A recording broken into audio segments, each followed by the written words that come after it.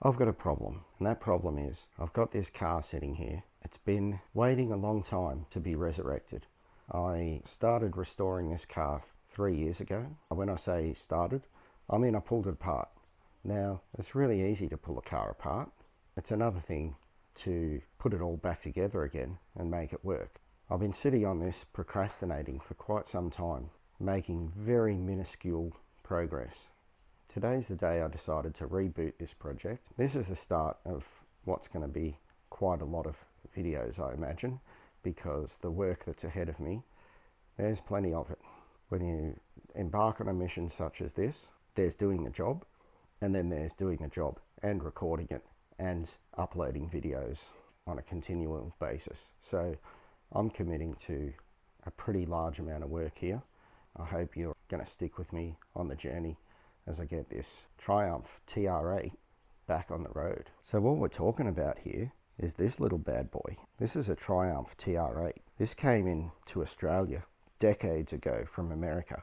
I don't think there was too many TR8s made, but I'm not really a major enthusiast in Triumph. This car just kind of came my way. Well, it was the perfect kind of car that suited the criteria that I had for my next project, which was it needs to be rear wheel drive, it needs to be manual, and it needs to be below 5 meters in length. That was the space I had to work with.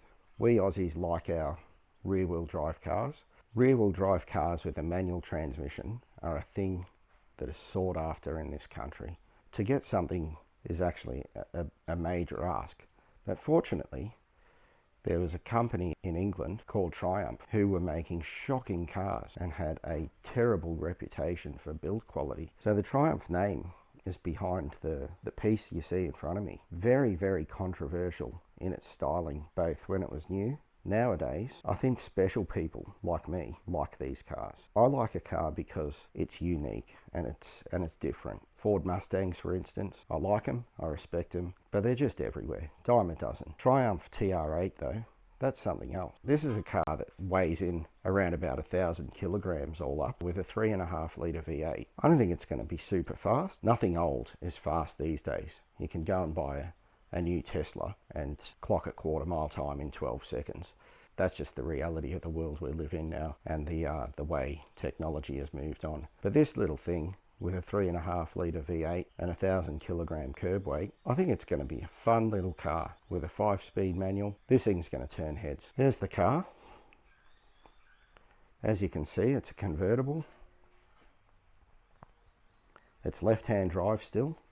It's going to stay that way. What's the first part of the reboot of this journey? I guess having a bit of an audit. So if you look down here, you can see miles of floor space taken up with car parts.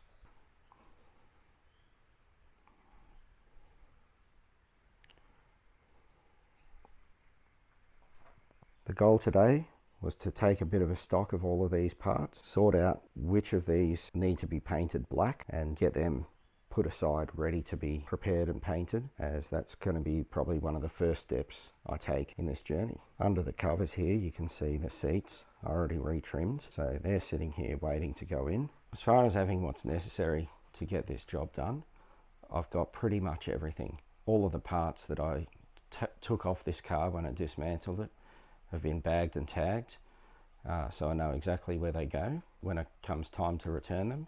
All of the rubbers and interior parts that were ancient and destroyed have been replaced. Fortunately, despite their lack of building a quality car, Triumph made over 100,000 of these things, which means there's no shortage of spare parts available.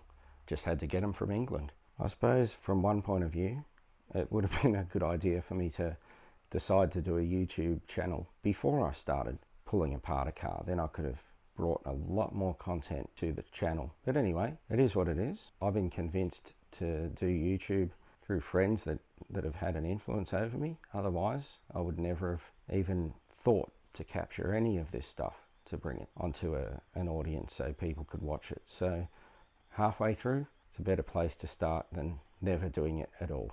I hope you stick with me for the next however long it takes to build this car. Until next time, see you later.